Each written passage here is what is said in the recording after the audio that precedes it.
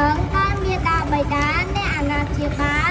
និងសិស្សានុសិស្សឲ្យបានជ្រាបថាសាលាចាប់ផ្ដើមទទួលចុះឈ្មោះចូលរៀនចាប់ពីថ្ងៃជូនដំណឹងនេះរហូតដល់ថ្ងៃទី31ខែតុលាឆ្នាំ2025នេះតទៅ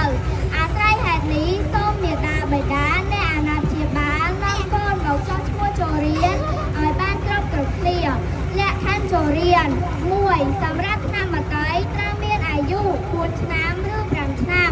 2ថ្នាក់ទី1ថ្មីត្រូវមានអាយុ6ឆ្នាំឬ70ខែ